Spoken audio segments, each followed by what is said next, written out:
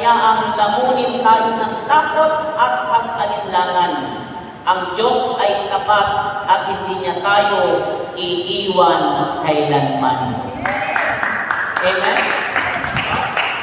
Sabi doon, hawak niya ang ating buhay. No?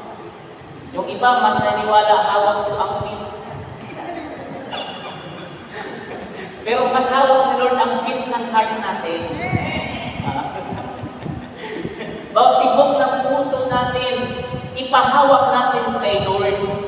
No? Kasi minsan, baka nasobrahan lang sa kape.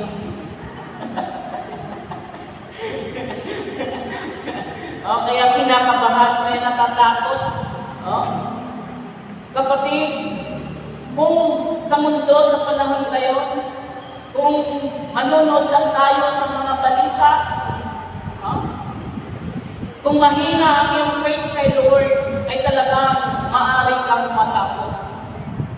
Saan ba kayo mas takot? Sa katapusan ng mundo o sa katapusan ng buwan? Ha? Bakit? Mas takot ng tao ngayon sa katapusan ng buwan. Kasi magkasabay na pumupunta si Manny at saka si Judith. Maniningil at Judith ng mga bayarin, ng mga bills. Kaya, talaga naman, kung mahina-hina ang ating pananampalataya, bibigay ka. Matatakot ka.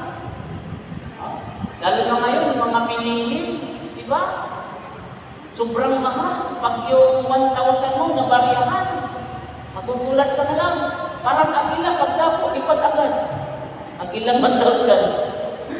Di ba? Dati, pag namimili, yung dala-dalang basket, pag nag-grocery, ang bigat-bigat eh. Maliwalas yung mukha. Ngayon, yung 1,000, pag namili ka, ang gaan-gaan ng basket, ang bigat ng mukha.